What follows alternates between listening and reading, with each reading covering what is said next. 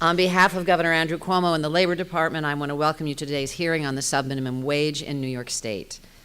The Department of Labor works on behalf of both workers and businesses.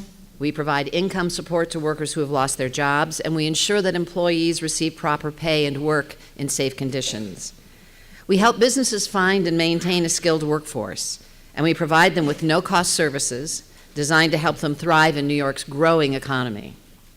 One of Governor Cuomo's 2018 State of the State proposals directed me to evaluate through a series of hearings the possibility of ending minimum wage tip credits in New York State.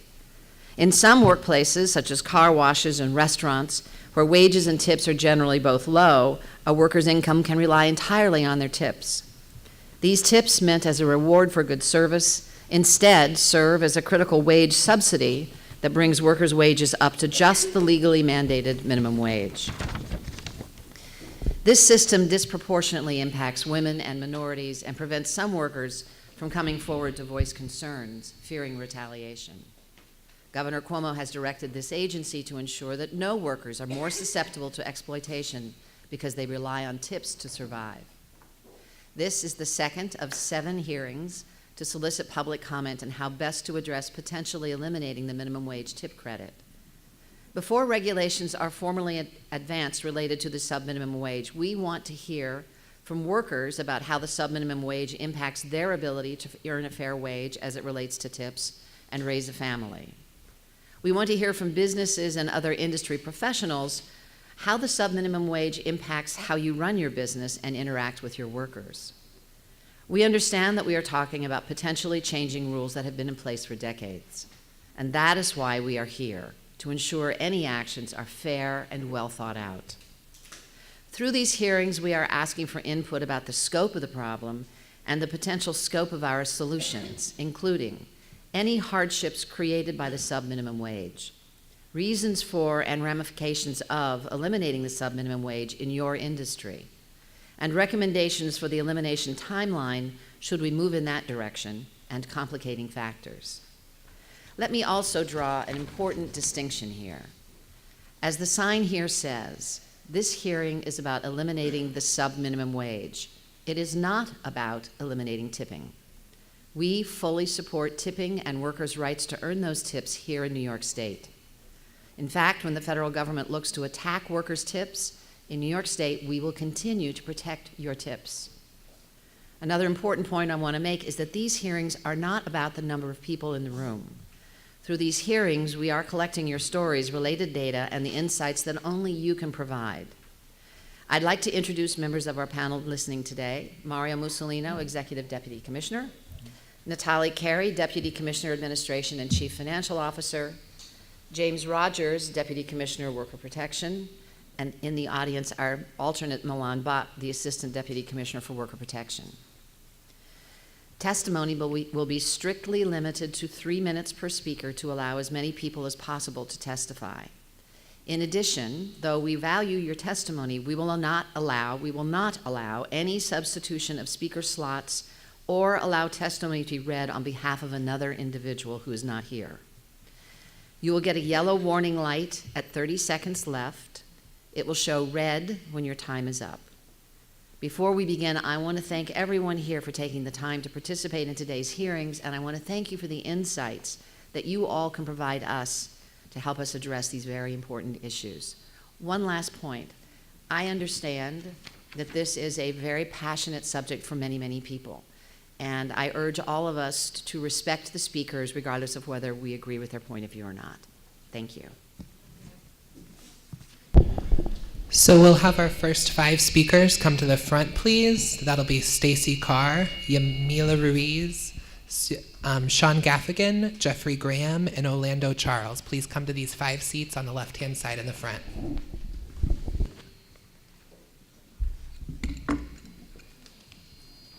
Stacy Carr? Yes.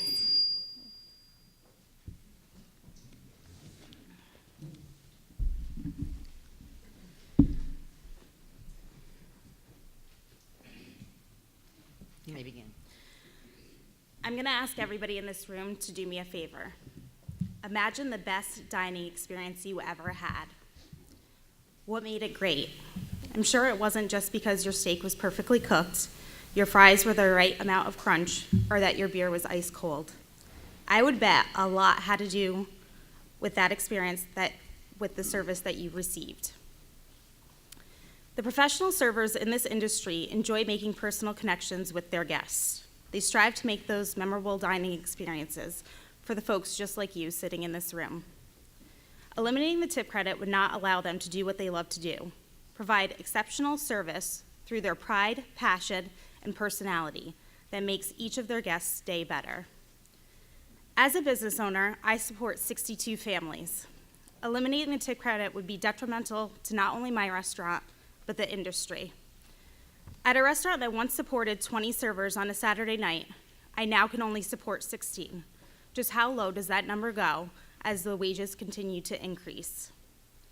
On a typical 60-minute dining experience, the server spends an average of 7 minutes with the guest. By eliminating the tip credit, I only have 12 servers at most on the floor. With all these extra tables, how much time will they have to spend with each guest to create that memorable experience? While I understand eliminating the tip credit won't eliminate tipping, I can say that I'll be less inclined to leave 20% when I can't find my server. If the tip credit is eliminated, they may earn a similar income, but they will have to work twice as hard for it. The support staff is already gone. We took that away when we went from $5 to $7.50. When we took that increase, you saw the industry eliminate those support roles. Bussers, food runners, expos, those positions just don't exist anymore. I recently went out to eat and was told I could pay my bill at the kiosk at my table because, and I quote, "We don't want to hold our guests hostage, but who knows when I will be able to get back over here." That's not the type of service I want to provide or force upon my customers. As a restaurateur, I told you, I support 62 families. As wages rise, I will be able to support fewer families. I could cut corners, but that would be wrong. Speaking of wrong, I heard a lot of testimonials in Long Island that speak to labor law violations. I will tell you that if you currently work for somebody willing to break these laws, do you really think they will become a kinder, gentler employer when they have to pay you a higher wage? If you have a dishonest boss, report them or leave. I'm always hiring great people. Please don't allow the actions of a few to ruin the industry I love and prevent me from offering the same opportunities someone once gave me. Thank you. Thank you.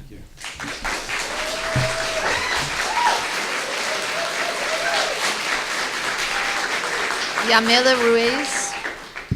Yamila Ruiz. Yamila? No? Okay. Jeffrey Graham.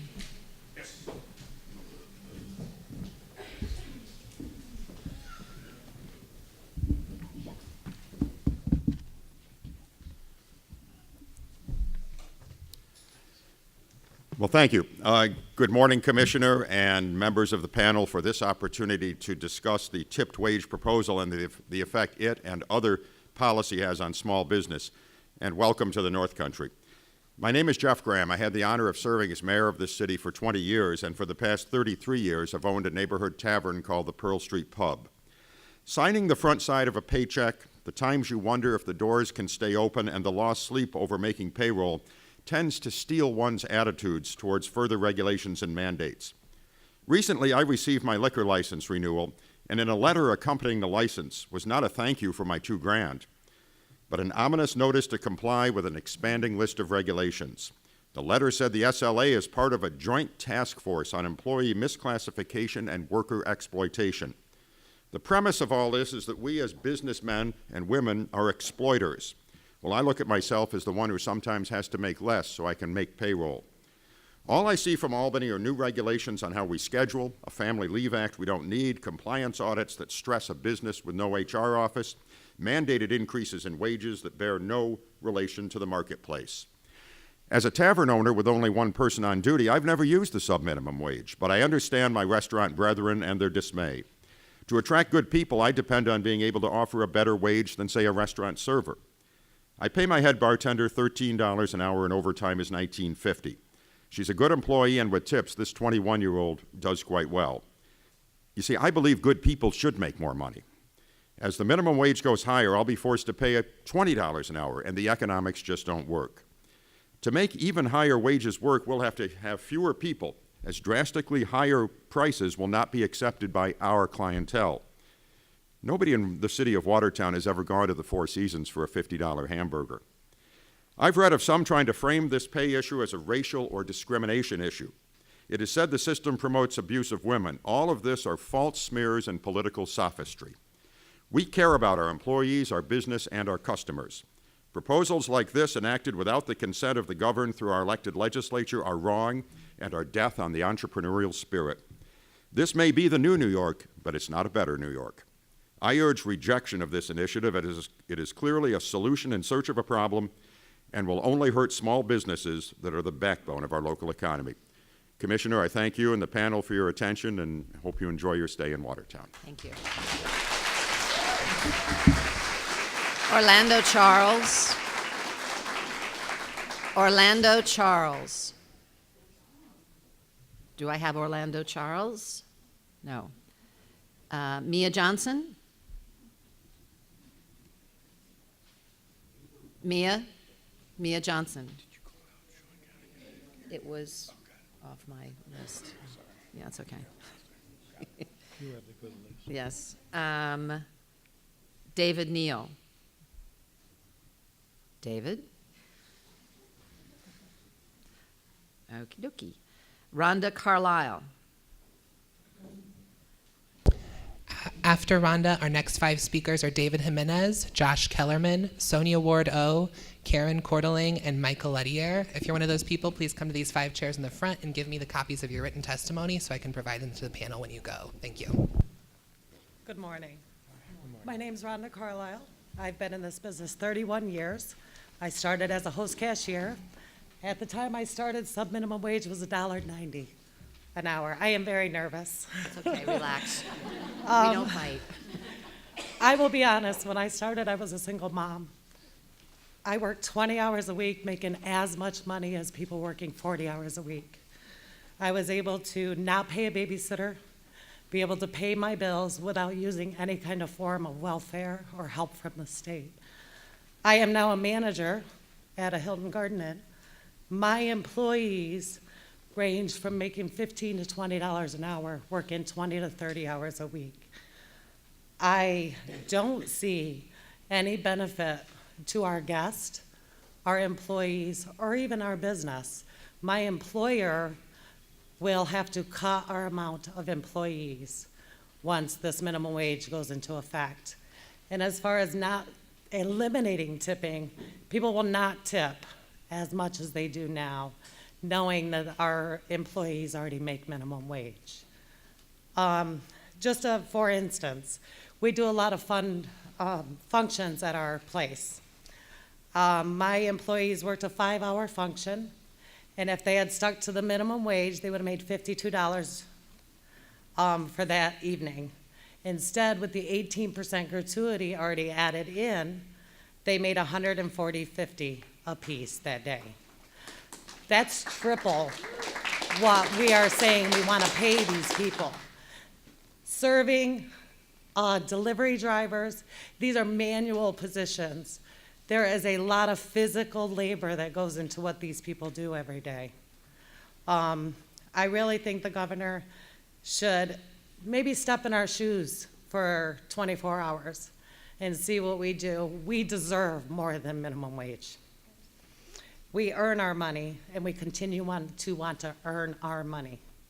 And I think the governor is taking that away from us and away from our employees. I'm a very simple person. Like I said, I do not have a high education, but this business has made me be able to take care of my family, my children, my grandchildren. I can't imagine going to a minimum wage position and working this hard. That's what I have for you today. Thank you. Thank you for your time.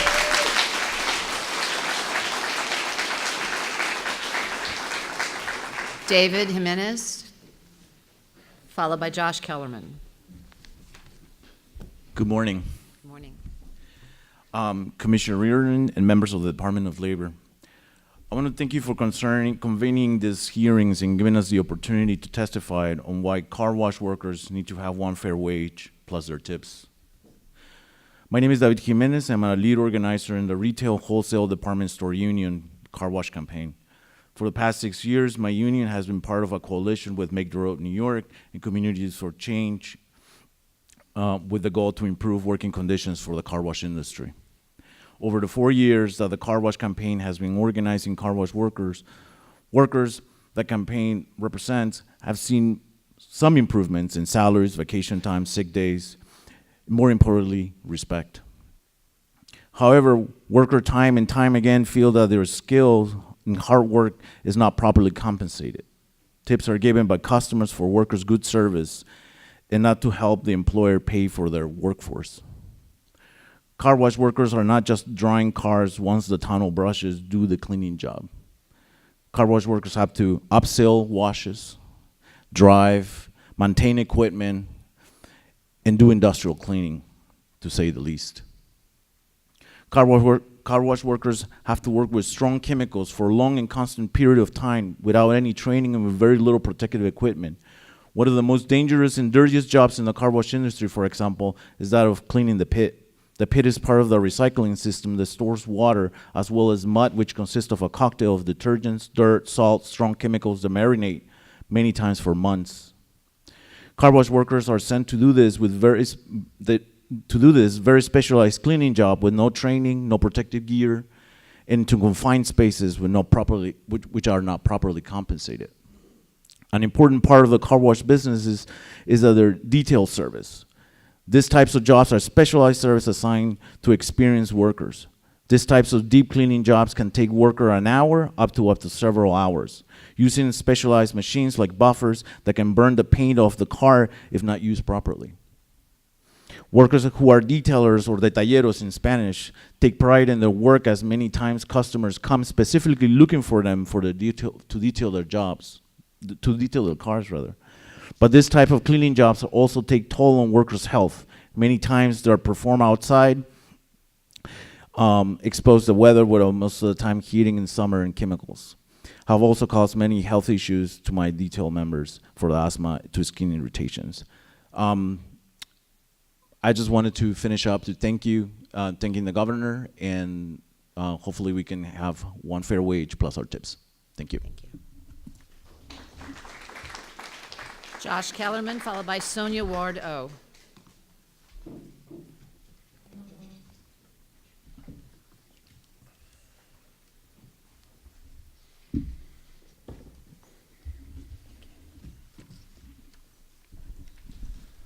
Good morning. Thank you for the opportunity to speak today. My name is Josh Kellerman. I'm the Director of Public Policy for the Retail, Wholesale, and Department Store Union, RWDSU. We represent over 100,000 workers, primarily in retail, food processing, and other low-wage sectors, including the car wash industry. Car wash workers want a minimum wage that they can rely on. They want the same minimum wage that nearly all other workers in the state receive. It is unjust and discriminatory that these workers are singled out for a sub-minimum wage. We are thankful that the New York State DOL is turning its full attention towards ending the sub-minimum wage and creating one fair wage with tips. Working at a car wash is a tough, low-paying, and dangerous job, yet RWDSU workers, working with our community partners, managed to organize dozens of car washes, improving the lives, working conditions, and wages for thousands of workers. On behalf of our workers, as well as the many other workers in the industry who do not have a collective voice on the job, we are requesting an end to the sub-minimum wage. From the beginning, car wash workers have complained about the sub-minimum wage. It is a confusing and convoluted system. It is hard for anyone to understand how the system works. Wage theft and other forms of worker abuse thrive in confusing regulatory systems, as workers, advocates, enforcement agencies, and even employers can't make heads or tails of the law. The sub-minimum wage policy in New York violates the simple rule that we learned as children: KISS, keep it simple, stupid. On the last page of my testimony, you will find a table that attempts to explain the current tip credit system. What should be clear from this table is how complex the sub-minimum wage system is when compared with one fair wage.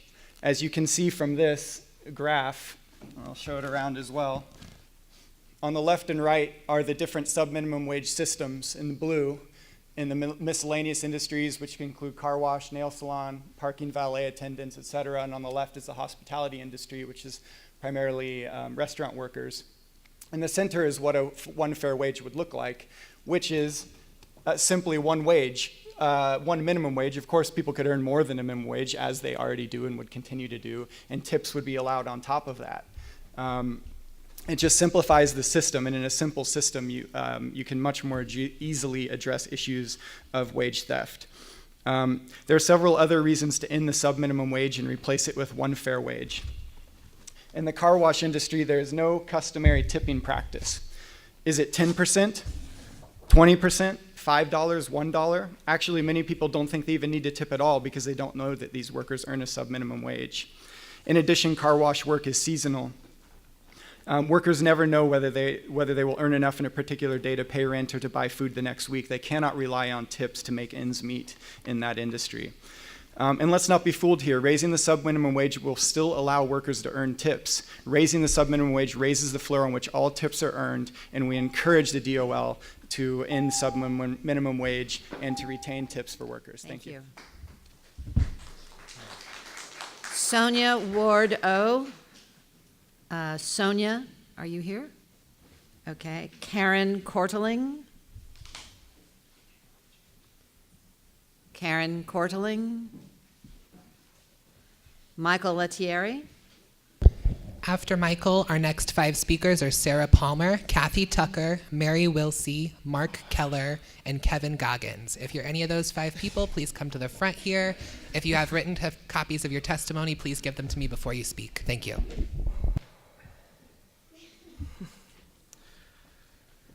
I'm sorry, Board, I didn't have anything written. I feel it just shoot from the heart. This is what my parents and grandparents always told me, to speak from your heart. And this restaurant industry, I've been working as a server for Applebee's for 7 years. It's allowed me to have a better quality of life for not only myself, but my family. And it's also allowed me to pursue not only several degrees, but also my master's degree. I will be becoming, shortly soon, a New York State teacher. Thank you. I love this state. I want to make this state even better. But to do this, we also need to remember that other people are trying to make their lives better. Not only are we striving to the top, we are also using our fuel of our dreams to power us. I mean, we all use our dreams to help us forward, to help us work harder, to work better. If we have one unfair wage, as I call it, other people want to be on those incentive to work harder.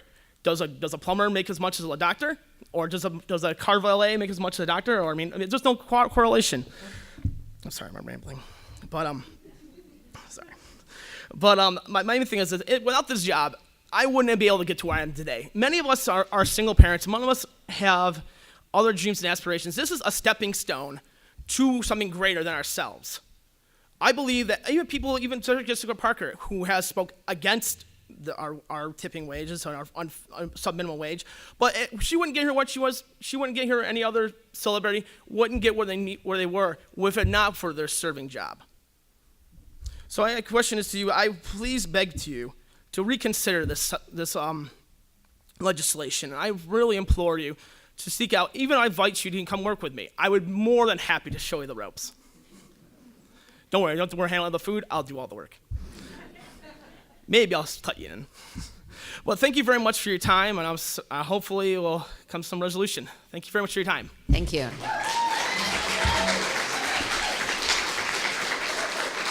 Sarah Palmer. Sarah, thank you.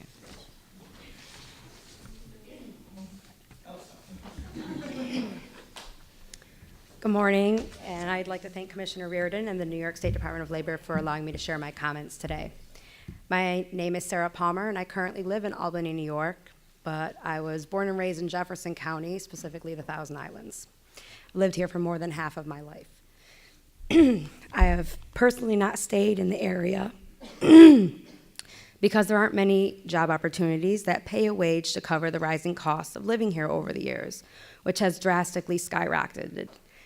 If you do not have a college degree, work in healthcare, or don't join the military, then the job options are retail, a factory or mill, construction, and the restaurant industry, which is one of the top industries on the rise nationally, while simultaneously being one of the lowest paid jobs with wages.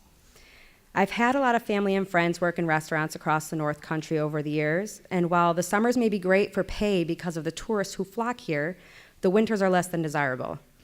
I know people who have had to work more than one job to make ends meet, women in my life who have felt they needed to agree to meet customers back in their rooms while working in resorts because of possibly not earning the best tip, or who have been penalized and not given a tip based on circumstances out of their control, like a customer not liking the taste of the actual meal. And I've spoken to workers who have children that aren't able to work the shifts where they'd make the most money because of lack of childcare. As a consumer, I expect the employer to pay their workers a full wage. A tip is to reflect the service received, not a means to subsidize a wage. In New York State, we decided that $10.40 an hour is the minimum wage required in order to survive. Yet we have an entire group in the workforce who are still earning the subminimum wage, $7.50 an hour. The subminimum wage dates back to the emancipation of slaves, when the restaurant and train industry placed newly freed slaves in establishments where they had to rely on tips as their source of income. New York is better than that, especially when we take pride in being a progressive state and leader in our nation. Sure, there's a tip credit, yet the Department of Labor itself has found that 84% of restaurant employers are falsifying or overestimating workers' tips, which then leads to workers having to rely on their tips alone. I have heard these exact testimonies from workers in Jefferson County I've spoken with, some saying, I don't even look at my paycheck because it's just a voided check. Let's also not forget if these workers aren't earning a paycheck, then FICA taxes are not being paid. How does this fare when tipped workers go to file their taxes or go to retire?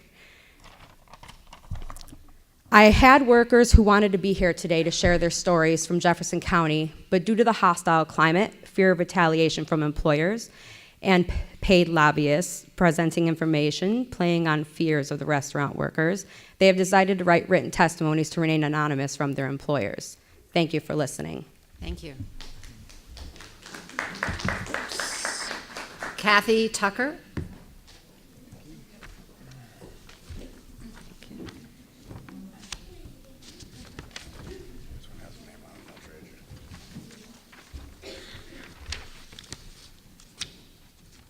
Thank you, Commissioner Reardon, and the New York State Department of Labor for giving me this opportunity to share my comments about Governor Cuomo's proposal to examine raising the base wage paid to tip workers to the regular minimum wage. My name is Kathy Tucker. I live in Carthage, New York, where I have lived for basically all of my life. I go to restaurants all the time.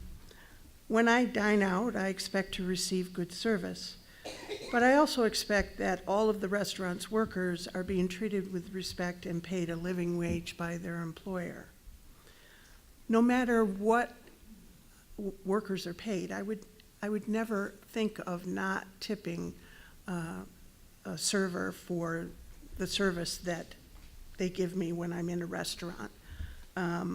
My tip, though, is not meant to be a substitute for a worker's base wage or a subsidy for employers so they don't have to pay a fair base wage to their workers. My tip is meant to be a supplement in acknowledgement of good service, a thank you for the service on top of a fair base wage the server should be receiving.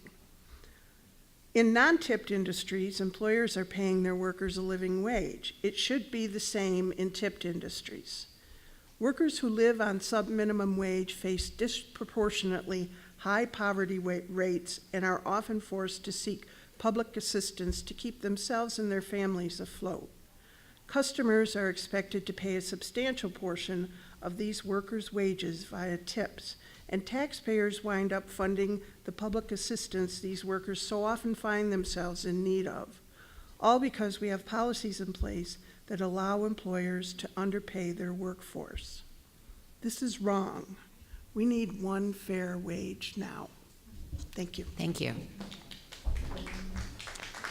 Mary Wilsey.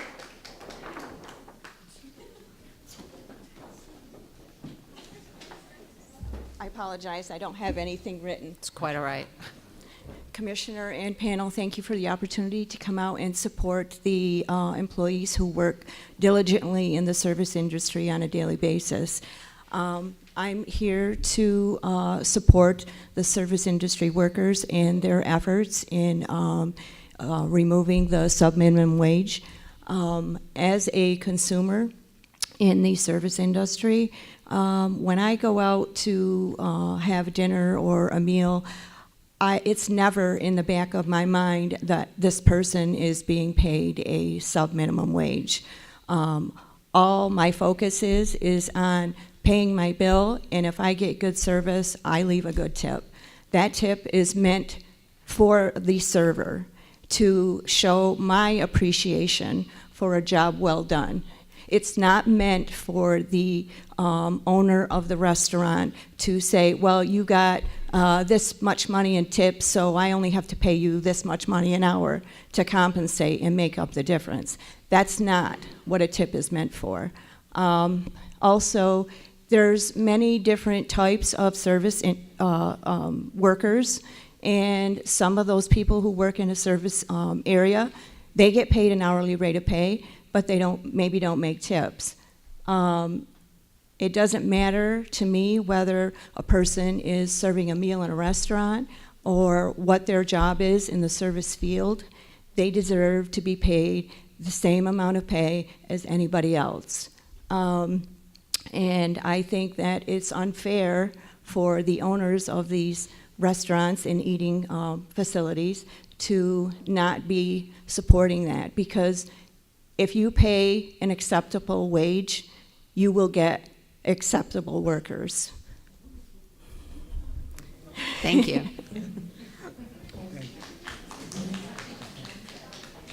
Mark Keller.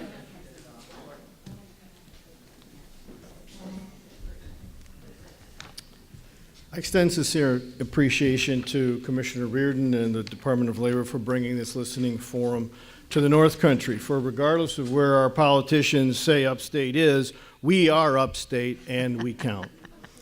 I address you today not as a current server or restaurant owner, but simply as a customer, a taxpayer, and a voter.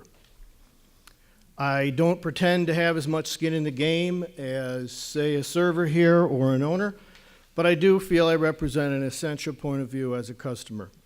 My position would be as follows. Number one, leave it alone. It isn't broke.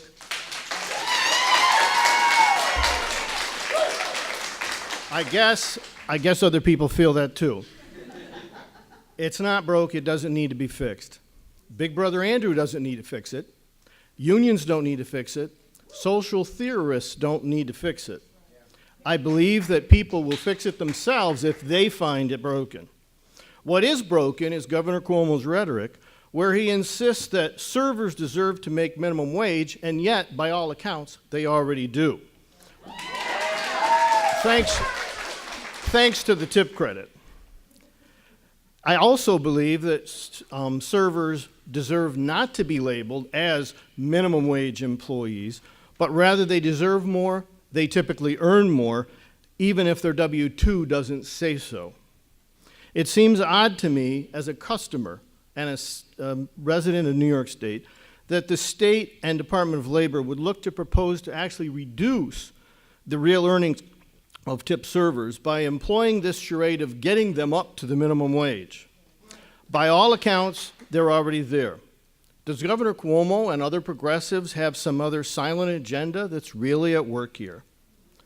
Number two, if change is considered necessary on behalf of those poor servers, I suggest that New York State give the servers the right to vote for themselves.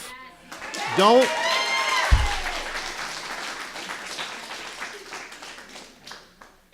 listen to other people who aren't in their shoes. If, for instance, the legislature, the governor, dues-hungry unions, or others want to propose that they need more, let the servers vote and give their indication of what their desires and needs are. If owners are so bad to employees, as some uninvolved have said, then empower the servers to have the final voice. At least while they're here and you're here, listen to them and give their testimony the respect that they deserve. You'll be hearing, I'm sure, from those today and others across the state in the days ahead. Thank you very much. Thank you very much. Kevin? After Kevin, our next 5 speakers are Kristen Petrillo, Suzanne Adderley, Mark France, Maggie Rosinski, and Ashley Common-Smith. If you're one of those 5 people, please come to the front and give me any written testimony you might have. Thank you. Thank you for allowing me to speak today, Commissioner, for speaking and listening to the opinions of those who actually work in the industry day to day. I'd like to call your attention to the vast majority of what has been discussed in previous hearings and over time by the other side about what happens in the industry. Many of these things are covered under current and existing law, specifically the Wage Theft Protection Act, then Labor Law Section 196D, as well as the Governor's Joint Task Force, which was formed to root out just such causes as these folks discussed: stealing tips, not paying overtime, not paying folks a 3-hour show-up pay, not paying the employee makeup pay if they do not make enough to cover their tip credit. All of those are illegal and covered by these statutes and task force. To discuss the makeup pay issue itself, in my specific business, we had over 327,000 man-hours in 2017, slightly over $2.4 million in pay. And I only paid $195 in makeup pay. That's the difference paid between if a person didn't make minimum wage. $2.4 million. I tried to calculate it. There weren't enough zeros on my calculator to give you a percentage. Extremely small. Our tip servers and bartenders average over $17 an hour. It is very clear ample law already exists to address any issues that are brought up. The issue comes down to enforcement of those laws to make sure that all tipped workers earn what they are due. But that will not be fixed by eliminating the tipped wage. It is equally clear that tipped employees make well over the amount now when tips are combined with hourly pay. I have had the opportunity since December, when the governor announced this potential proposal, to speak with well over 400 tipped employees, many that do not work for me, and I just stop in the restaurant and ask. I'd encourage you to do the same. All over the state, in all forms of businesses, from breakfast counter places, Stella's Diner in Syracuse, great place. I suggest you stop in. From breakfast counter places all the way to fine dining, I have had 0 tipped employees tell me that they thought eliminating the tip credit was going to be good for them. I have also asked them, what was the outcome when their wage went from $5 to $7.50, less than 2 years ago? They say on average they take home less than $1 an hour more than they did prior. Yet it costs the employer $2.50 plus tax. As hours and positions were cut to pay for this last increase and restaurants closed, and that dollar can easily be made up many times over by the tables they have, this again shows no need to increase their pay as they don't see it in their check. I'm in the process of tracking down just exactly where the rest of that $2.50 went, plus taxes, and when I hope to find out, I'll keep you updated. To give some financial context on how much this increase will cost folks, a closer look at an example, a restaurant in 2015 did $2.5 million. It cost them over $112,000.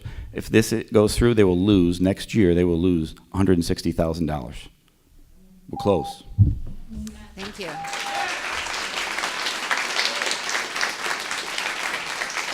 Kristen Petrillo. Suzanne Adderley.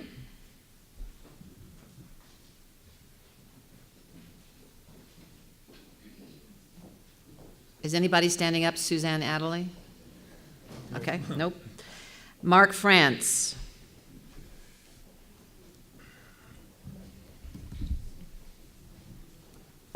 Good morning. Thank you Morning. again for allowing everybody to come in and speak to this topic. I represent a large employer, Hart Hotels. We own multiple properties throughout the East Coast.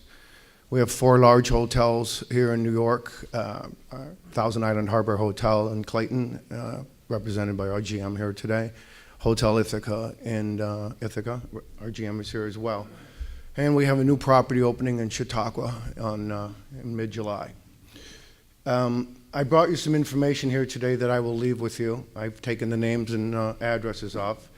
But this represents over 200 New York employees in 2017 in our operations that averaged $17 to $25 per hour in our restaurants and $25 per hour plus in our catering facilities. So you've heard time and time again, this is a problem or a solution in search of a problem.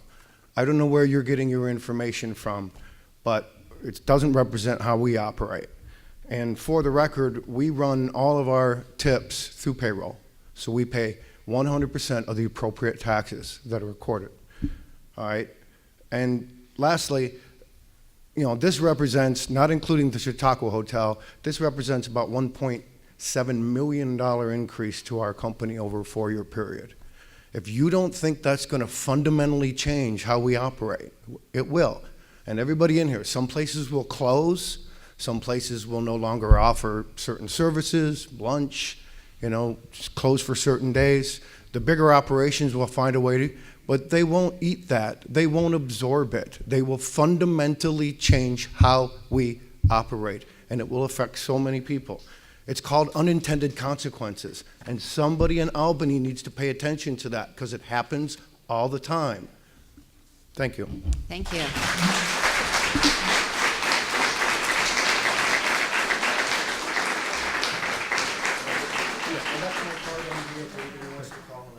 Thank you. Maggie Rexinski.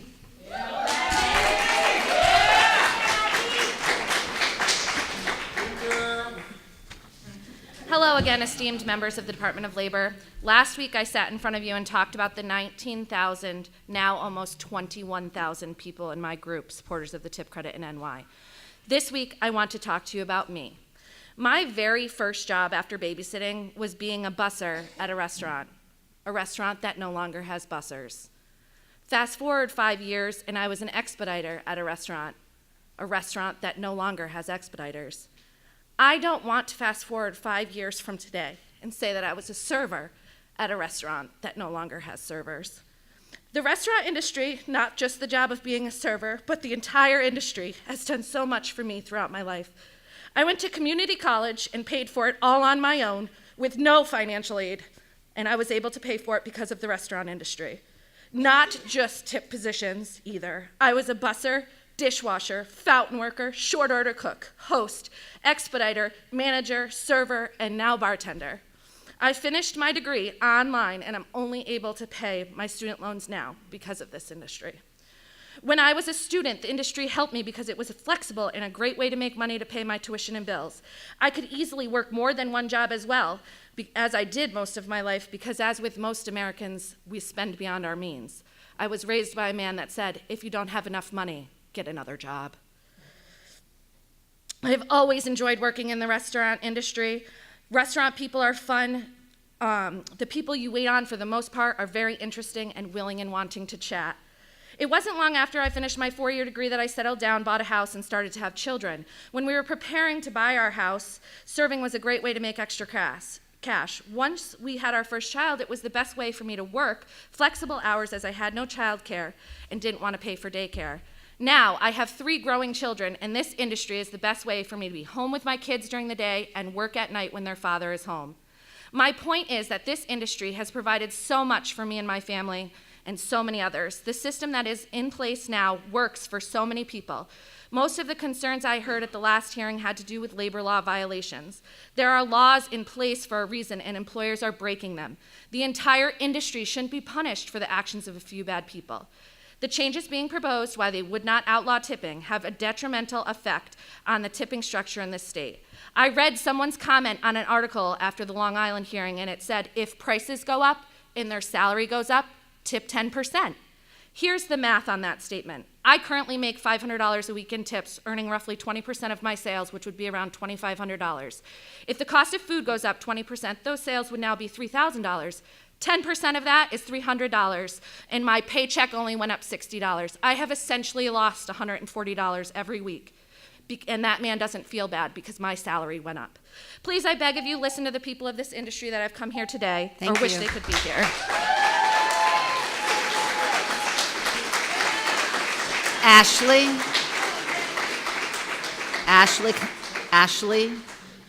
Coleman-Smith. After Ashley, our next 5 speakers are Jody Hill, Gary Williams, Michael Simpson, Alatia de Cufa Morales, and Denise Quifo. Please come to the front and please give me any written copies of your testimony. First of all, I want to say thank you for allowing me to speak about this most important issue, as well as give you a short introduction as to who I am and why I'm speaking about the tip credit in New York. My name is Ashley, and I'm a 34-year-old single mother to a 13-year-old daughter. I'm also a bartender in Lake Placid. I've been in this industry off and on for 12 years. I've also held many jobs in many different areas throughout my working career. I've worked in retail for Casella Waste and as an administrative assistant at a hospital. I've made $15 an hour, and while I was making $15 an hour, I still had to bartend 3 nights a week on top of my full-time job to maintain my lifestyle. By maintaining my lifestyle, I mean paying a mortgage, keeping food in the house, and paying that ever-increasing heat bill in the winter.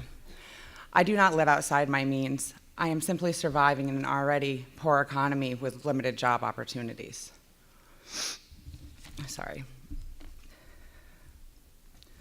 I was able to do this because of my second job, which not only allowed me to provide for my daughter, but gave me a sense of self.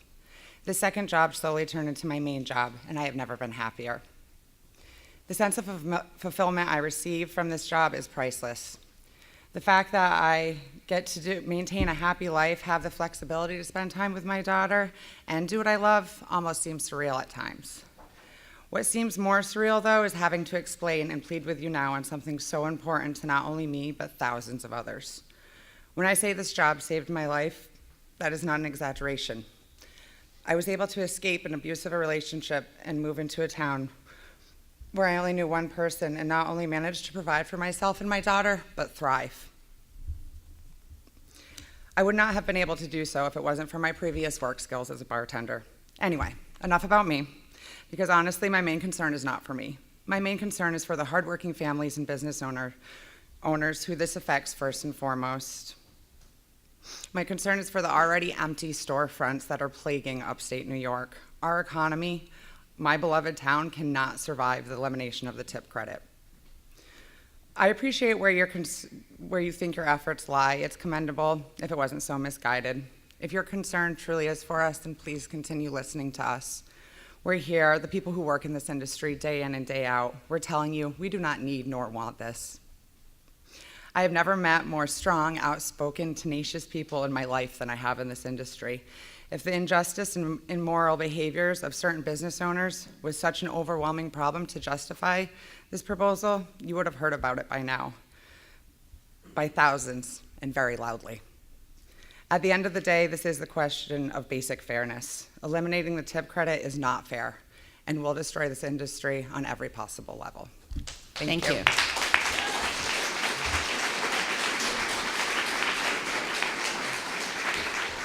Jody Hill, followed by Gary Williams. Good morning. I really didn't write anything. I'm just speaking from my heart. After 40 years in this industry, starting when minimum wage was 35 cents an hour for a waitress or server, this is an amazing amount of money for a server. And when we go into this business, we know what we're making. We know when we get hired, we're starting at $7.50 an hour because we know we're going to supplement our income with our tips, because people that are in this industry are usually very outgoing, happy people. They give good service because they enjoy what they do. That's speaking for myself, of course. I have come across other people that aren't quite so wonderful, but it is the way it is. And as for these people who think, as never being in the business, that they don't think that we're making enough money, they should walk in our shoes for a little while. You know, it's not an easy job, but it's a fun job. And helping other people, and I believe that that's what I'm doing. People come out and they want to be, have a good time, they want good food, but in all, they really just want a little bit of camaraderie, and we can supply that. We don't need to be making $10.50 an hour to do that, because realistically, that's not a living wage. If you really wanted to pay a living wage, we'd be making $20 or $30 an hour. And as a waitress with my tips, I'm pretty much making close to that $20 an hour.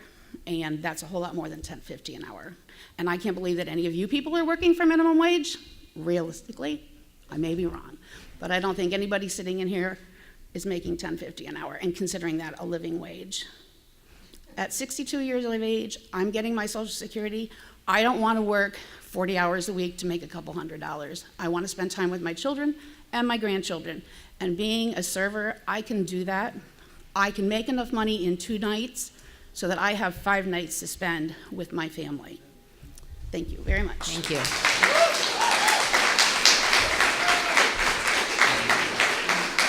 Gary Williams. Gary Williams. Michael Simpson. Are you Gary? I'm sorry.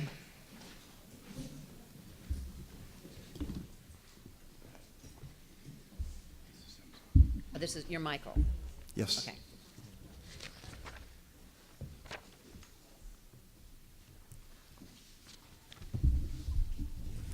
Good morning. Good morning. I just want to say thank you to everyone who is here for supporting what they think is right, no matter which side they're on. And also, thank you to the state of New York for hopefully listening. You will now find out why public speaking is not how I make a living. When the United States declared independence in 1776, America was already a tipping culture.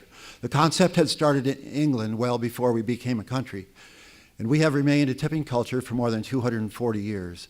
The state of New York, as well as other states, have recently made adjustments in how servers have been paid. Currently, when New York State cut the tip credit in half a couple of years ago, which increased the wage rate for servers by about 50%, that was a large increase for the group of restaurant employees that were making the most money in the restaurant. That one change cost our business about $30,000 in one fell swoop. Coupled with the minimum wage increase in the last 3 years, our payroll has increased by 38%, while our sales have increased by half that, or about 19%. The minimum wage increase has also hugely helped the 16-year-old dishwasher, who, by the way, has no real expenses other than perhaps gas for his parents' car. Complete removal of the tip credit will cost our organization another $35,000 more in payroll, which is getting close to, let's just call it scary. Restaurants will close. In a slightly more aggressive wage area like San Francisco, restaurants with a Yelp rating of 3.5 or less are pretty much toast. They are folding up and closing their doors, and you can Google that. New York State will probably follow that example. New York City will probably follow that example if the tip credit is eliminated. We haven't talked about the back of the house employees who've been dealing with fairly minuscule pay increases, while the people who are making the most in the restaurant, as well as the dishwashers, are now making even more. Where will the money come from to give back of the house hardworking, moderately low-paid prep cooks, salad cooks, and line cooks a decent pay increase? Well, I have an idea. Okay, so it's not my idea. What the Clipper may have to do is to become a non-tipping establishment. We will impose a service charge of 15 to 20% on all checks. The money will be controlled by the owner or corporation, and it will get distributed how the corporation sees fit. All of a sudden, the increase in pay that servers were going to get has evaporated, and the 250-year-old tipping custom is gone or horribly disfigured for no good reason. In conclusion, it's easy to see why servers don't want this elimination of the tip credit. It could be the beginning of the end for their moderately well-paid job. Perhaps the governor is really trying to instigate a pay raise for the back-of-the-house employees and secretly wants to cut the pay to servers. This governor is a very tricky guy. Thank you.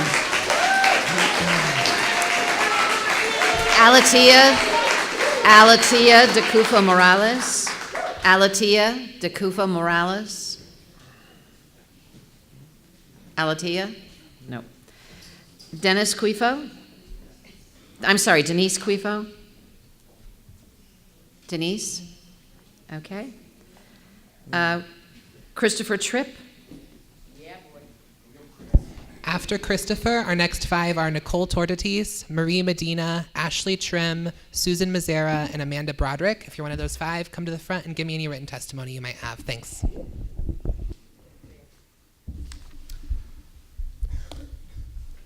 Hello, my name is Christopher Tripp. I would like to start off by saying that I am an introvert and I have a huge fear of public speaking, but that's just how much this issue means to me. I'm a waiter at the Old Bryan Inn in Saratoga Springs. I'm an introvert that is able to do my job that requires me to be social, though it may be tough at times. Because of my place of work and the comfortable atmosphere at my place of work, I am able to do my job very well. The industry has actually saved my life. I come from a family riddled with drug addiction and alcoholism. As a 15-year-old high school student, if I wasn't in school or doing homework, I was working. I was too busy to partake. I never had the opportunity.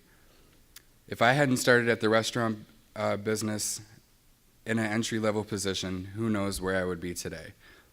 If the tip credit is eliminated, these opportunities for kids may not be possible. These entry-level positions won't be available. That is the future of the industry. The future servers and bartenders and managers. It's not only the service staff that will be affected either. The kitchen staff, or the kitchen side of it, may change as well. No bonuses or raises in the future. Fewer hours, more work, and the same hourly rate. The industry as a whole will be affected tremendously. I feel very passionate about this because my restaurant is my family. That's right, my family. They have been there for me through all of life's struggles. They have seen me more and know more about me than members of my own blood, my blood family. It would kill me if their lives and jobs were forever changed because I got a raise to $15 an hour, which I did not ask for. I would hate it if one day they just started to disappear. On another note, I feel for these people on the other side of this that have to work for these evil business owners. It is already illegal to steal wages, not pay your employees, not give your employees a break, and to sexually harass your employees. You're right, that is slave labor. But it is not fair to compare these business owners to the owners that do things by the book and professionally. My owner, Steve Sullivan, is the nicest and most caring owner that I have ever had the privilege to work for. He genuinely cares for his employees. He makes you know it straight from the beginning. He works just as hard as we do, if not harder. And there are more employers like that in the Saratoga area and all over New York State. If you can't treat your employees right, you just probably should not be in business. Plain and simple. Thank you. Thank you.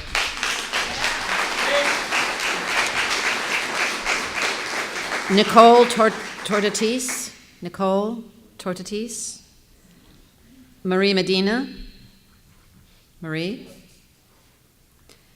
Ashley Trim. Ashley. Susan Mazzara. Yes,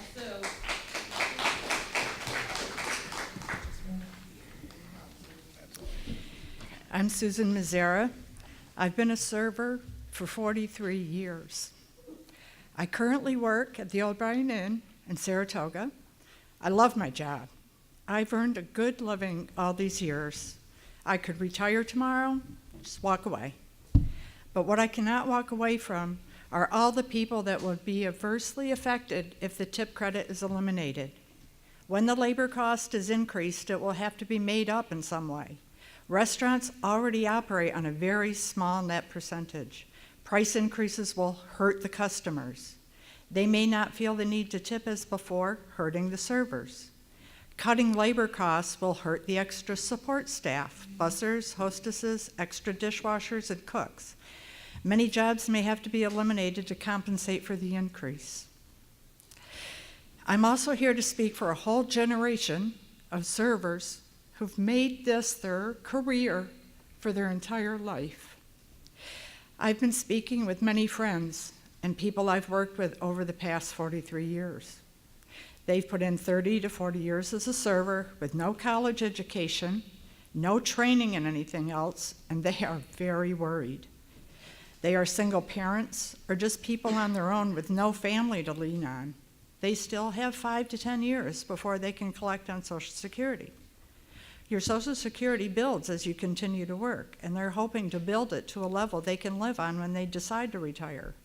And for so many, that's all they have to count on. For me, if I work 3 more years till I'm 70, I'll increase mine $400 a month more than right now, and that's a lot to give up. Many restaurants are not going to make it.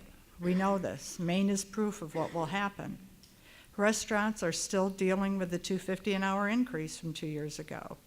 You cannot continue to make a living with minimum wage and tips if your job is gone. Who's going to hire 55 to 60-year-old people with no college or training and pay them what they're making now? What will happen to them? Please don't eliminate the tip credit.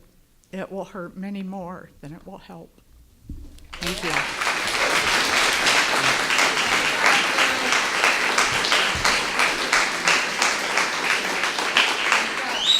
Amanda Broderick.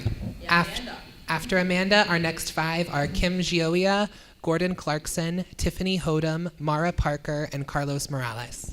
Please come to the front. Hi again. It's me, number 138 from Friday. For those of you who do not remember me, my name is Amanda Broderick, and I support the tip credit. Today I drove another 4 hours and I took another day off to be here. I am here to support the future of my establishment and the future of my industry family. Let's pick up where we left off last week. I love my job. Last week we heard a lot of testimony speaking about abuse and wage theft. We can all agree the folks on the opposition need your help, but eliminating the tip credit is not the answer. I am here to say on behalf of myself and the thousands of others in my industry, restaurant workers should not all be grouped into their strife. Eliminating the tip credit will not end sexual harassment and bad ownership. We are the workers you represent, and we support the tip credit. We all love our jobs. Please understand we are not victims, and we are happy with the way things are now. The owner of my establishment is more to me than just a boss. He is like extended family.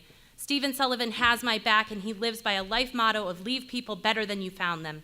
In the 10 years I have worked for him, I have seen the compassion and love he has for the people he employs and the industry he works so hard to be a part of. He offers so many amenities that many other 9-to-5 jobs don't. For folks struggling with addiction, he offers rehabilitation. For employees with marital problems, he provides counseling. For those who have car problems or a broken furnace, he provides a loan program. One of my good friends and fellow bartenders suffered from a diagnosis of cancer and never had to worry about keeping his set scheduled shifts because he knew his job would be there for when he got well enough to work. I have a 401k that I contribute 9% to, and my boss matches 100% of the first 5. I feel it important to mention our staff also volunteers their time on Thanksgiving to help feed the homeless and the elderly. There is a reason I have made this my passion. I consider myself lucky to contribute to our organizations, and I am here fighting to keep it alive. In Saratoga Springs, we are a tight-knit community who rely on each other in so many ways. The small restaurants that make up the heart of downtown are directly jeopardized by the elimination of the tip credit. Many of the surrounding eateries are full of people I have worked with during my career as a server and bartender, and I look forward to seeing their faces when I enjoy my day off. Faces I will not see if the tip credit is eliminated. They could not be here today because they are working.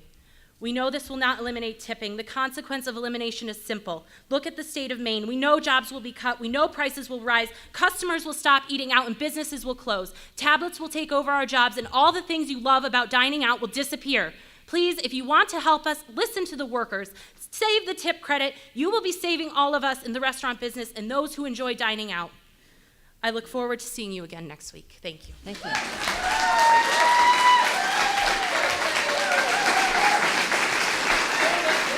Kim Gioia. Kim Gioia. Nope. Gordon Clarkson. Gordon. Tiffany Hodum.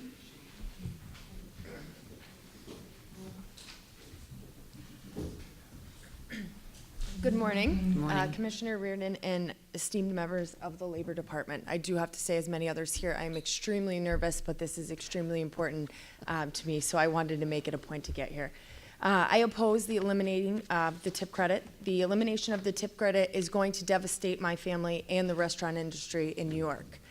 The tip credit is my legal protection to ensure that I receive a fair wage. Please do not eliminate the tip credit in New York. I did not ask for this, nor did the 8,200 people that have signed my petition against elimination of the tip credit. When I first heard that Governor Cuomo was proposing eliminating the tip credit, I became fearful that my family and my lifestyle would be devastated. My husband and I both work in the restaurant industry in downtown Saratoga Springs. We've worked so hard to build our life. We've worked so hard to build a life that we currently maintain. As of now, we currently have 2 homes in which we are responsible for mortgage payments and pay taxes on, as well as 2 car payments, health insurance, schooling for my son, as well as activities, and all of the other life expenses that all of us have. I currently average about $27 an hour, as well as my husband. If the tip credit is eliminated, restaurants will be forced to change their business models. These models will then have to go to things such as service fees and or iPads. With that will force restaurants to eliminate many jobs. It'll impact the income for all of the front of the house and back of the house staff. I've worked in this restaurant in the restaurant industry for 16 years, and I do love my job. I feel that my job is more than just taking and ordering and delivering food to a guest. I strive to always create memorable a dining experience and have the luxury of being able to help assisting in celebrating special occasions for many, as well as building and growing relationships with regular guests. Without the tip credit, servers' incomes will greatly decline, and so will the quality of servers. I've seen and read reports that are out there that are saying women are subjected to experience a higher level of sexual harassment because we rely on tips. I say that this is ridiculous. Being in the industry for 16 years, this is not something that we experience all the time. Once in a while, this will happen, yes. However, a man who is going to harass a server is a man who is going to harass a woman wherever he may be.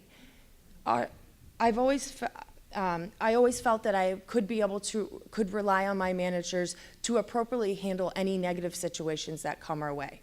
As many have said here, working in a restaurant, your staff is your family.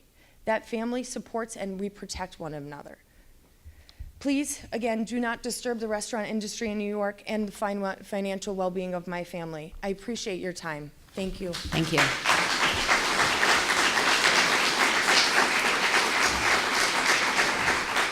Mara Parker. First of all, thank you for pronouncing my name correctly. Good morning. I'm 53 years old, and I'm originally from a small town in the Finger Lakes region. I was a single mother of 3 that worked 4 jobs just to make ends meet. Then I started serving and bartending, and I was able to quit 2 of those jobs and spend more time with my children. After my children graduated high school, I moved to the Rochester area and served and managed a restaurant for 4 years before moving here to the Thousand Islands area to open a restaurant. When Ray and I decided to buy the restaurant on the St. Lawrence, it was like a dream come true after all. Isn't it the American dream to work hard, own your own business, do what you love and care about, employ people, and hope you make a difference in someone else's life? I knew this was going to be hard. Nothing worthwhile comes easily. So I was ready to jump in, knowing one day I would be able to reap the benefits of working hard. Ray and I have dedicated our lives to the business, working at least 12 to 14 hours a day the first year to make our dreams come true. We had over 28 employees. Then the wage increase went up $2.50 a person, now making it $7.50 a person. This was a huge impact on my business. At the time, we employed 14 servers, 6 bussers, 5 bartenders, and 8 cooks. This was devastating. Not only did the wage increase, so did everything else. All our costs of food, liquor, anything that goes with the restaurant business, and plus, if you own the restaurant business, you know you are constantly repairing and buying new equipment.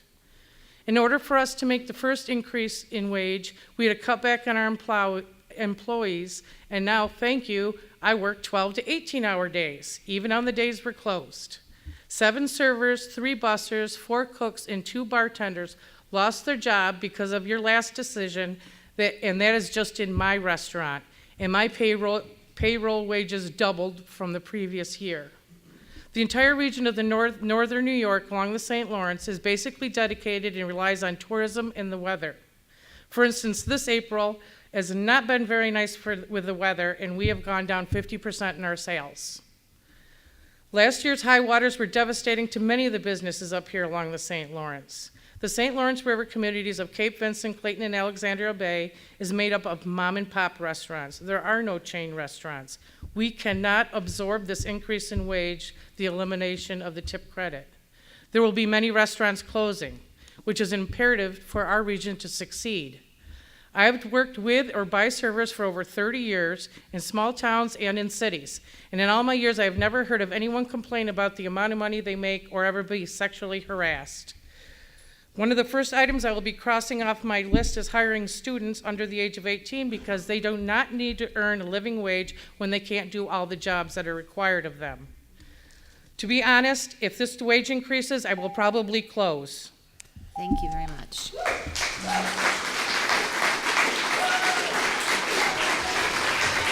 Carlos Morales. Carlos Morales. Thank you. Caitlin Bailey. After Caitlin, our next 5 are Kay Clifton, Megan Saboro, Kevin Dugan, Carly Bayer, and Pam Winbury. If you're any of those 5, please come to the front and give me written copies of your testimony. Good morning. Good morning. My name is Caitlin Bailey, and I have worked in the restaurant industry for 10 years and in 4 different states. This industry has allowed me to travel without ever having to worry if I will have a job. I started as a fountain worker and have moved up to now a salaried manager. 18 months ago, I decided to move home to be closer to my family, and I was easily able to walk into Outback and have a job immediately. I was welcomed into a new location and easily moved up the ranks. In this industry, we treat each other as family, and I have gained so many family members in the time I have been working. This became more important than ever over the last year.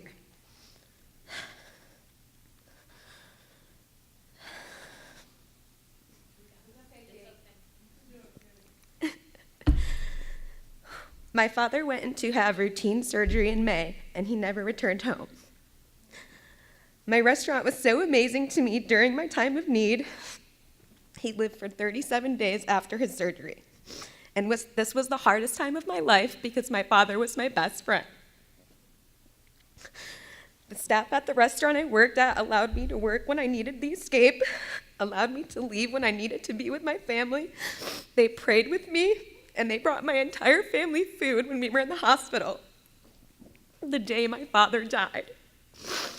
While I was out of work, they took up a collection because they knew that I'd be struggling to pay my bills.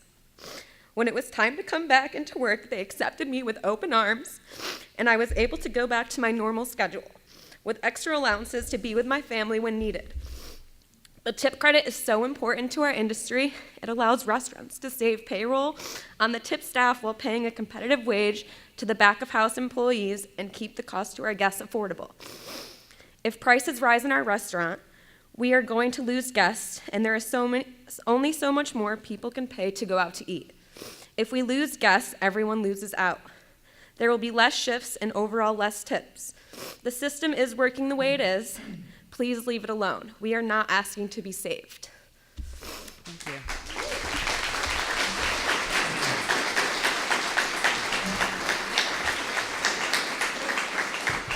Kay Clifton. Kay Clifton. Megansboro.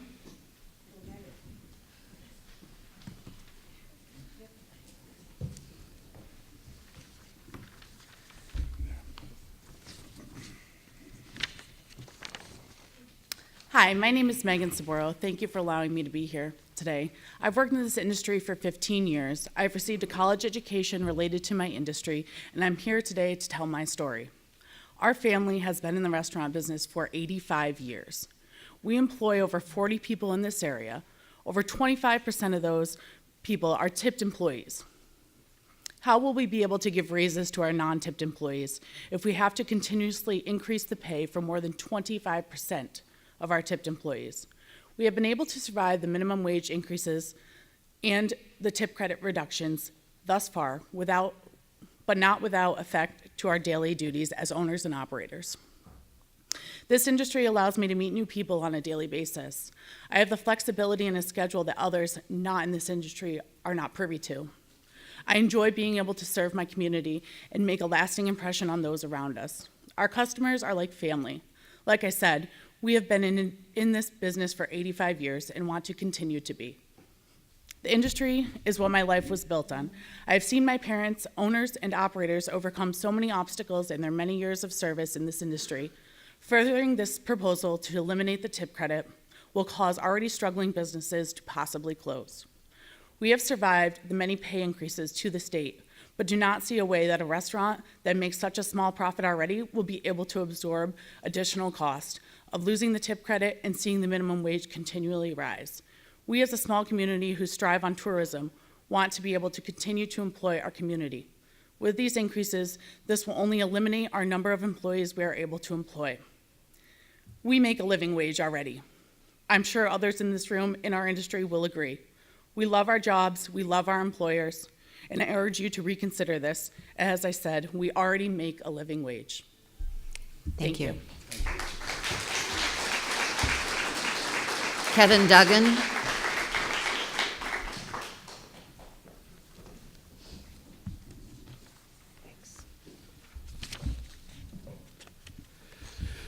Good morning. I am Kevin Dugan, Government Affairs Director for the New York State Restaurant Association. I would first like to thank Commissioner Reardon and her staff for hosting today's hearing and allowing testimony on this very important topic. While the association thinks it's wonderful that we have so many industry professionals with us today testifying and making their voices heard, I must admit I'm surprised that we are here at all. That is because we were under the impression that the New York State Legislature settled this issue until at least 2021 during the budget negotiations of 2016. In those negotiations, there was language that was signed into law that mandates that the food service worker wage equal 2/3 of the minimum wage for all regions across the state. Both houses signed off on this bill, and Governor Cuomo himself made it into law. I find it remarkable that before the minimum wage has even been fully phased in, we are back debating this issue. Previous members of various wage boards saw the value in maintaining the tipped wage in New York. A number of times, different wage boards examined this issue and time again decided that the credit should remain intact. I don't know what has changed so drastically that the department is considering taking unilateral action to not only go against the previous wage boards, what the previous wage boards decided, but against both houses of the state legislature. The citizens of the state elect representatives to act for them when it comes to making these important decisions. The New York State Restaurant Association believes that any change to this credit should be done through statewide legislation and not through unilateral departmental action. The restaurant industry is an industry that is built on low profit margins. The majority of eateries that call our state home are trying to survive on margins around 4%. Any and all impacted costs are going to affect that number in dramatic ways, and restaurants will be forced to look to other places to try to make up that difference. With labor costs already set to go up again at the conclusion of this year, these margins will be strained even more. Eliminating the tip credit before seeing what the full impact of a fully phased minimum wage what the full impact of the fully phased minimum wage has on the industry is borderline irresponsible. We have no idea what the ramifications of what either action would be, and to pile both on the same time could have devastating effects. Others in previous hearings have pointed out that 7 other states do not have the tip credit, and that is evidence as to why eliminating the tip credit is a viable option in New York. However, none of those states actually are New York. None of them have the same economic pressure that our state has. None of them have a minimum wage structured like ours, and none of them are eliminating the tip credit while concurrently increasing the minimum wage. If these states either had never had the tip credit or have eliminated their credit decades ago. Some of the states that folks are pointing out have minimum wage rates that hover around $8 an hour. Comparing other states to ours is not an apples-to-apples comparison, and we need to be wary of trying to replicate another when the economic conditions of the two locations are vastly different. Again, I would like to thank the Department of Labor for hosting this important hearing today. It is important that issues like this are part of our public discourse. However, I would again like to emphasize that any change to this law should be made by those who passed it through the legislature. Thank you. Thank you. Carly Bayer, Pam Winbury. All of the people from Trace Palms were not able to make it. Okay. Thank you. That takes us down to Eric Ingerson. Eric Ingerson. All the Trace Palms people are out. Okay. Eric Ingerson, Morgan Ingerson, Nicole Toney, Carrie Green, After Carrie, our next 5 are going to be Nick Moon, Chris McKinney, Elizabeth Golden, Corey Mott, and Audrey Banami. If you're one of those 5 people, come to the front and provide me with the written copies of your testimony, please.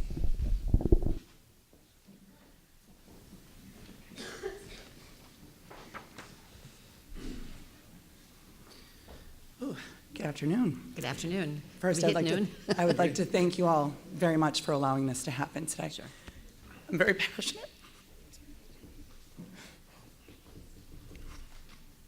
I don't know if I can do this. Yeah, you can. Come on.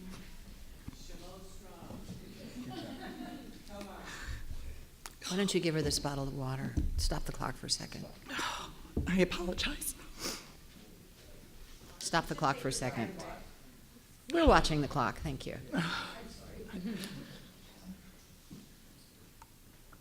Okay. I took public speaking in college. I should be able to do this. All right, my name is Carrie Green, and I've been in the restaurant business for 3/4 of my life. As a single mother of a 5-year-old, many, many years ago, I went after the American dream, and I was able to purchase my own restaurant. I work approximately 80 to 100 hours a week. I can work every avenue of my business. I don't ask any of my employees to do anything that I would not personally do myself. My restaurant, the Blue Heron in Shimo, is open year-round and employs 11 to 18 employees who I consider to be part of my family. These employees depend on me to provide a workplace for them to be able to provide for their own families. I employ single parents, high school students, and many other individuals that need to work in a work environment that is flexible to their needs at home. I live in a seasonal area, but choose to remain open year-round to provide my employees with year-round work and a place for my local clientele to go. Eating and drinking out is not a necessity, it is a luxury. If this law is passed, I will be forced to make serious changes in how I conduct my business. I will be forced to close down for long stretches at a time. I will have to lay off key employees, and how do I choose? I will be forced to raise prices to a level that my local blue-collar workers will not be able to afford to pay. October through the middle of May, my customer base is strictly locals. My locals will not be able to pay the prices I will be forced to charge if this law is passed. Please, I beg of you, listen to us. The people in this industry are not looking for change. I sincerely appreciate your time. Thank you so much. Thank you.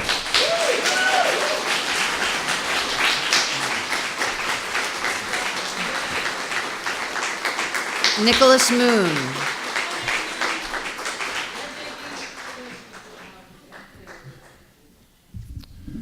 Hello again.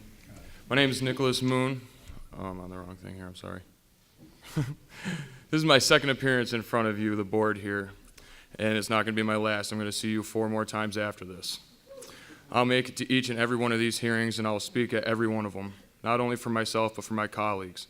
My role in the restaurant I work in goes beyond providing the best service one can provide through a wealth of knowledge obtained by hours of training in wine, liquor, beer, and food pairings, as well as cooking methods to provide flavor profiles to provide the most palatable dish to my guests. I'm a captain. I represent my servers, my bussers, my bartenders, hosts, even the cooks and dishwashers, whether it be to my manager, our owner, or to you. No matter the issue, my job is to take their problem and find them solutions to help them through the weeds, even if it means putting myself behind. So today I'm here as a captain of my peers, batting for those people who aren't here to speak for themselves because they can't afford to take the time off from work like we as servers can. Working this job has left me very well off. I've taken the steps necessary to make the most money I can by providing amazing service. Come see me at Longfellow sometimes, I guarantee you'll come back. I take multiple vacations per year. I eat like a king. My cat has more stuff than I do. I challenge you to find a server who doesn't make minimum wage. If they do, you should know that the owners are made to pay the difference. So why then do you think it is that we need more money? We as servers make more money than anyone else in the restaurant, topped only by the owner in some cases. So why is it that you want to make the owners pay us so much more, taking food and money out of the pockets of those that will inevitably lose their jobs? And due to the insane spike in labor costs, that can't be covered solely by a jump in the menu prices. The chefs that deserve their bonuses won't see it. They can forget about a raise, all because the people that make the most supposedly need more money. I would hate to look one of those people in the face that lost their job knowing full well they lost it so I can take their money. This is no solution as it has been put. If anything, this is another problem. Unemployment rates will skyrocket. And I will not sit by and let my friends and family be victimized because we're falsely being made out to be the victims. We are not victims. We as servers do not need your help. Our cooks, dishwashers, bussers, expos, hostesses, they need your help. Help them keep their jobs. If you really want to help, leave the wages alone and help us save our industry. I will see you next week with the same message, and the next week, and 2 more after that, until I can rest satisfied that I have fought as hard as I can for myself, for all of you, and for the rest of our peers in the industry. Thank you. Thank you.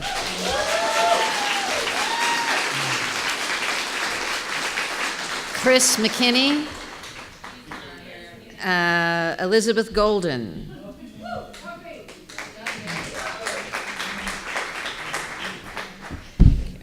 I'm not very good at public speaking, but I'm going to give it a whirl.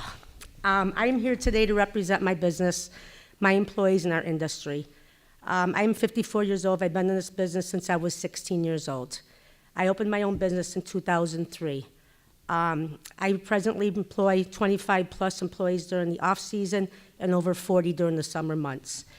It'll be a very sad day if O'Brien's and Clayton has to shut down. We are kind of the hub of our community. We help out with many benefits, fundraisers, any kind of donations that take place in our little town, and it's a very quiet winter for us. As some people have said, this year, the weather, which we are so weather dictated, has really hurt us bad. Upstate New York is comprised of many seasonal tourist businesses. Our main season is Memorial Day through Labor Day, 3 months.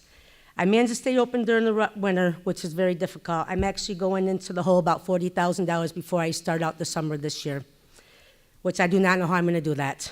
The weather and economic conditions are our main impacts of our business. Decisions made out of our control are continually having a great impact for small businesses. This includes insurances, utilities, taxes, workman's comp, payroll taxes. Is Governor Cuomo's idea behind this to increase payroll taxes? Is that, we don't really understand what the whole reason is for. We make good money. Payroll tax, workman's comp, insurance will increase immediately, which we are expected to absorb. It's a domino effect. This in turn is going to increase our food and beverage costs and affect our consumers. They cannot absorb this anymore. They will not eat out. The ones that come out 3 or 4 times a week now may come out 1 time. The state does not need any more people drawing unemployment. Raising the minimum wage could result in our employees making less money. Our servers and typical servers make between $17 and $21 an hour. I have told, as I said, I've had customers tell me if it keeps going up and they have to absorb any more costs, that they will probably not be able to visit us quite as much. The back of our business, our prep lines, our cooks, our head chefs will feel the impact of this also. Every year they expect to get a raise. How can we keep doing this? We as employers, we will have to decide what job is worth versus our customer price of our product. Do we eliminate hostesses, our bus people? And again, more jobs will be eliminated. What are we doing? Do we want a career path as a dishwasher to make $12.50? And probably eventually, I know Governor Cuomo would like to shoot to $15. I have had conversations with Senator Patty Ritchie and Addie Jenny, and I believe that is his goal in the end. We will definitely not be able to stay open when that happens. There will be no summer jobs for high school or college kids.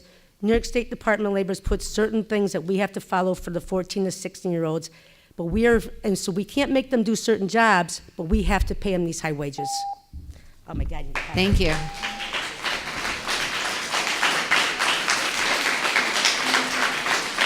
Corey Mott. Corey, okay. Audrey Boname. Audrey. Nope. Elizabeth Nicholson. She's working. Michael Schenk. After Michael, our next 5 are Sandra Wilkins, Shayna Brown, Danielle Kiddo, Tammy Byers, and Gail Smith. Please come to the front if you're one of those 5 people.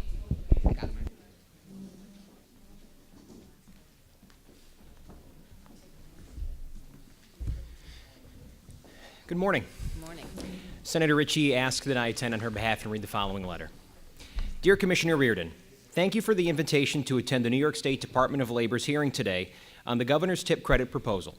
Unfortunately, due to legislative session in Albany, I am unable to attend this important hearing, but will take this opportunity to submit testimony.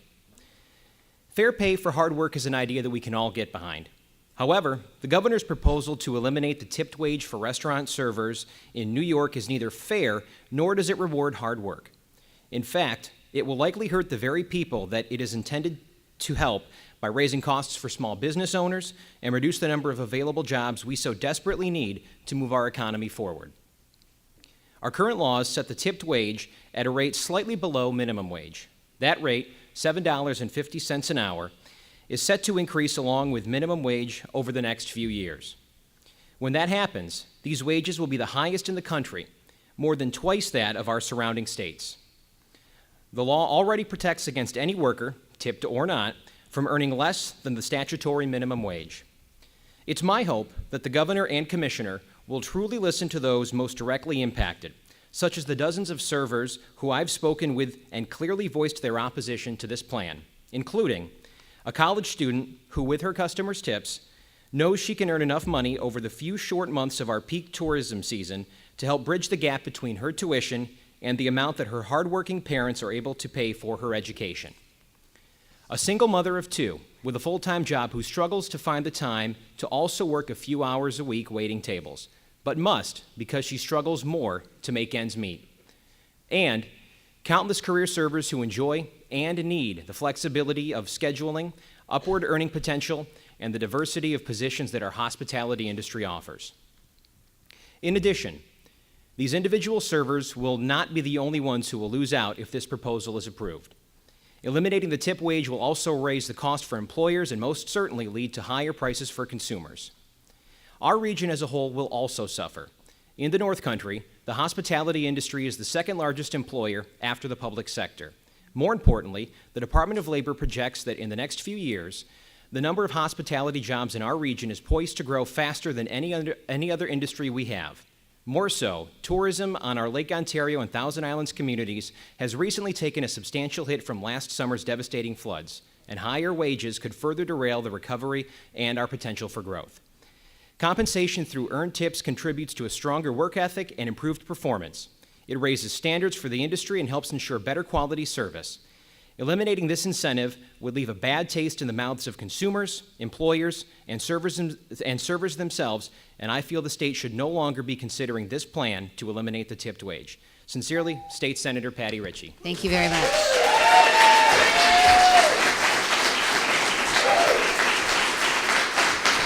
Sandra Wilkins.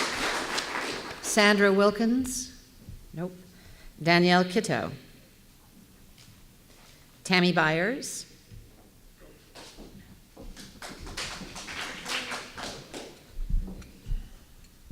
Good afternoon. Thank you for this opportunity. My name's Tammy Byers, born in Rochester, New York, but I've been in the Thousand Islands, Clayton region for over 30 years by choice. Why did I say that? I said that because I've been waitressing since I was 16 years old. I waitressed throughout the city of Rochester and throughout the Thousand Islands region. Went to college for business management. My day job is I'm a senior sales manager at Bonnie Castle Resort. Once again, wanting to reiterate that our area, our community, the Thousand Islands region, is strictly seasonal based. It's based on tourism and travel, which we're all well aware. Those that choose to stay open year-round take a huge hit, and most of them go in the red so they can stay open during the peak season. I'm not here to tell a sob story, but if it sounds like it, it's just the truth, and it's a story from my heart. So I started waitressing at 16 years old because my mom left when we were all little, and my dad raised us. And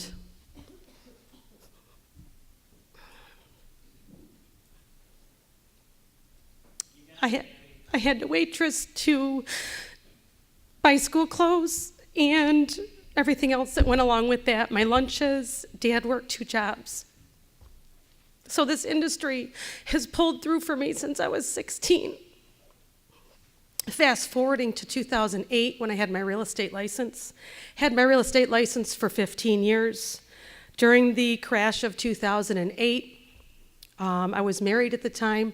My husband did numerous tours in Iraq and Afghanistan and was getting out of the military because it was imploding our marriage and our family, for lack of a better word.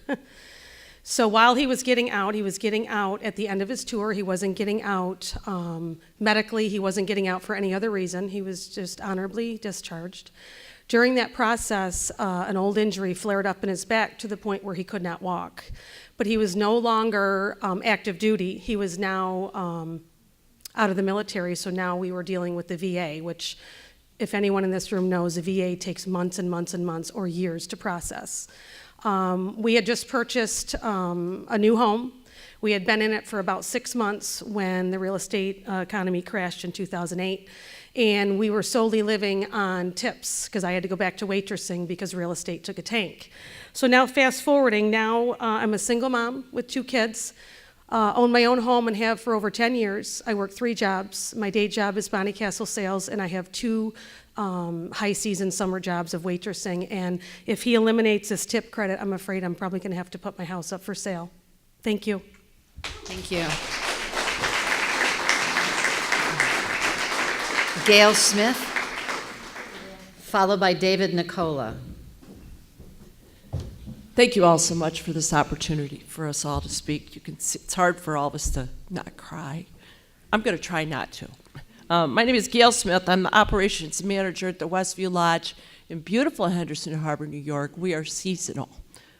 We have the nice sunsets there, hence the Westview. Anyway, last year was a horrible year. We had high water. The docks did not go out. The boats didn't go into water till the 30th of July. The campers weren't there. We were down, for us, at least a third of our business. Okay, so now it's 2018, the season's coming back, right? We're all watching the high water. Somehow we paid the liquor license, got that done, we're all paid. That was a whew. And we're starting to get, the college kids are like, hey, can I have my job back, and this and that. We had to go down to 1 full-time bartender when it went to $7.50. Now, I won't lie to you, she's pretty fast, but she breaks glasses and she throws those little cocktail forks away.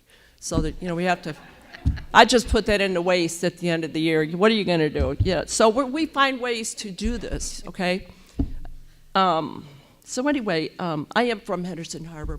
My dad ran Stony Island. It is owned by Phillips Petroleum, and my grandmother was the head housekeeper. So what better place to put a teenager, right, on an island? So there I was at 13, and my grandmother said something that I took to my heart, my soul. She said, you are a public servant. You must always have customer service and love your customer. It'll come back to you. And you know what? Throughout the years, I've been in corporate sales, but I had to stay in the industry because there I am, a single mom, like a lot of us. But we're smart enough to go work the weekends and make the tips. And there was one time, I remember I had the flu all week, and I called my weekend boss. I said, look, Dave, I got to open and I got to close Friday, Saturday, Sunday. I got rent on Monday. And my Hulk son, who needs a new pair of sneakers, size 13, he's got to have them. So I think I can do it if you let me work. Okay, folks, I worked 30 hours. 30 times $10 is $300. I made $1,000. I paid rent. And the kid got the new shoes. Let's go back to the Westview Lodge. This weekend we had a fire. We are closed. I haven't slept. We do have insurance. We paid that. I don't even know how. So I've got to somehow get that restaurant open. The Derby that is in 3 weeks that was canceled last year from high water, we're the only motel open in Henderson Harbor. Probably won't sleep for another week, and that's probably why I'm not going to cry here. I'm just going to ask you, isn't it your job to create jobs? Those college kids need jobs, and the businesses need to stay open. Thank you.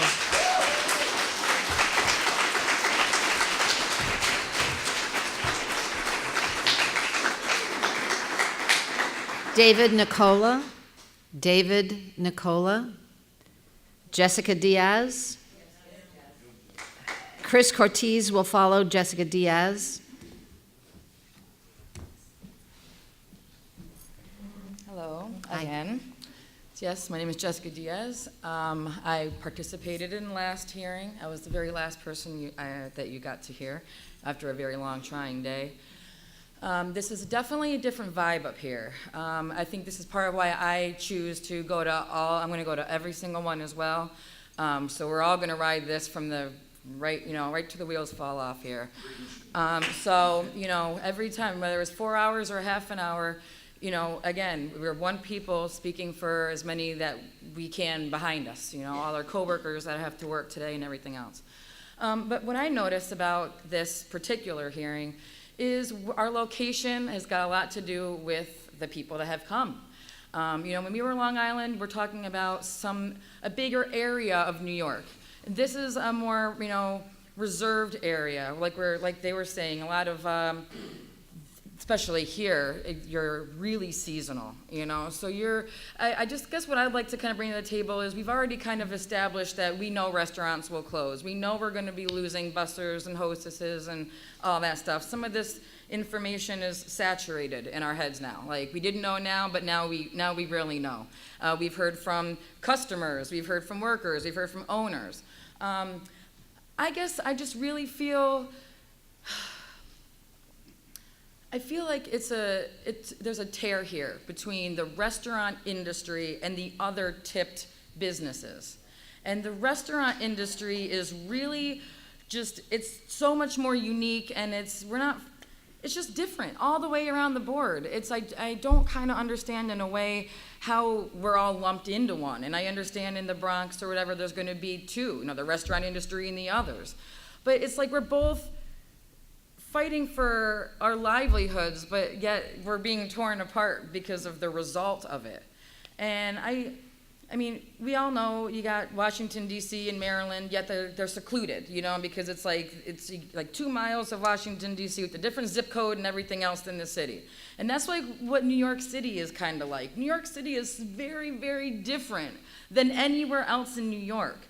I mean, you got California, you got big properties, and you got, open areas and big congested cities. New York State is very different all the way around the board. I mean, you've got everybody thinks New York is the city, but as you clearly see, it is not. We've got major farm areas and woodlands and everything else up here. And people forget about these people that are hanging on by a thread up here because we're waiting for tourism and everything else. It's not just the big hustle and bustle of the city. New York State it's a blend of all these people, the people that, hunt and gather, and then you got, there's a big variety, you know what I mean? It's huge. So just take that into consideration. New York's a big area. Chris Cortez, and our last speaker will be Hillary Len. Hi, thank you for hearing us today. My name's Chris Cortez. I'm from Binghamton, New York. I own Cortez Restaurant. I've been there since I was 8 years old. I'm 55 now. Anyway, I have 70 people working for me. Restaurant's about 70 years old. I think Megan Sabaro's place beats me by about 15 years. Anyway, another thing, our restaurant, if you do everything just right on a good day, on a good year, I should say, your bottom line might be 4 to 5%. This last wage increase, which I have 70 people working for me, probably half of them are tipped. This last wage increase, which brought us from $5 an hour to $7.50 an hour, cost me about $60,000 a year. I held off raising my prices as long as I could. I began to fall behind in some of my bills. I was forced to raise prices. And with some grumbling from customers. I have customers that range everywhere from lawyers and doctors to the regular person all the way down to the elderly and the people that live in our neighborhood, which is not exactly an affluent neighborhood around my restaurant. If we have another wage increase. That's going to cut into my 4 to 5%. I'm going to have to raise prices, and we'll have to, I really can't, it's going to be difficult to cut staff if I'm going to maintain service, so prices or service charge will have to go on. And what that will do is it'll devalue our money, is what's going to happen here. And yes, they're getting paid this minimum wage, they're making less, because I can have a server in one of my 5 table stations work 4 hours and knock down $150, $200. That's not minimum wage. What will end up happening, prices will go up, and dining out will become something for the elite.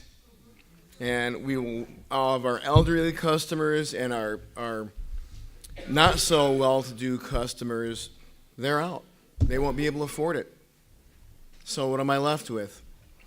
It's then I will be able to cut staff once the volume goes down. There's one thing that Andrew Cuomo could really do to help us get out of our way. Hillary Len. Hillary? I'm actually not Hillary. I'm Nikki. I'm with Hillary. And I'm sorry, we are not allowing people to speak for other people. If Hillary... I'm actually speaking for myself. Can I do that? Okay, sure. Yeah. Yeah, you're the last person. Go ahead. But remember, we're not going to have people speaking for other people from now on. Yes, I'm actually speaking for myself. Okay. My name is Nikki Miller. I'm the general manager of Wheat Fields in downtown Saratoga Springs, New York. I started in this business when I was 16 years old. I started as a busser, like a lot of people here. I worked my way through being a server, a bartender, a cook, a manager, and now I'm the general manager of a very thriving business downtown, which I'm very proud of. The flexibility of working in a tip position allowed me throughout my life to go through 10 years of college without accumulating any debt. I earned my wages. I earned them through working hard and turning my guests into regulars and turning my regulars into family members. This career allowed me to get an education and also lead the active lifestyle that I love to live. I chose the career I'm in now because I do love it. I manage a staff of over 45 to 50 people in the height of the season. They're my family now, and I would do anything in the world to protect them, including speaking here today, since I hate speaking in public like this. They can't be here, as it is a 4-hour trip. A lot of them are parents, some of them are teachers, and a lot of them are, some of them are caregivers of their elderly parents that cannot be left alone. They're homeowners and they are taxpayers. I work with them and help them to plan a schedule, whether it be day, night, whether it be full-time or part-time, to help them achieve their goals in life, whether it's in this industry or a different one. I'm grateful to manage a business that allows such flexibility. I know what will happen to many of them if this passes. I can't bear to think of it. I would lose half my family. I know that. I'm also an active volunteer in the community as on the business and tourism. The consequences of what this would do to our hospitality town it's devastating. Please don't do this. Thank you very much.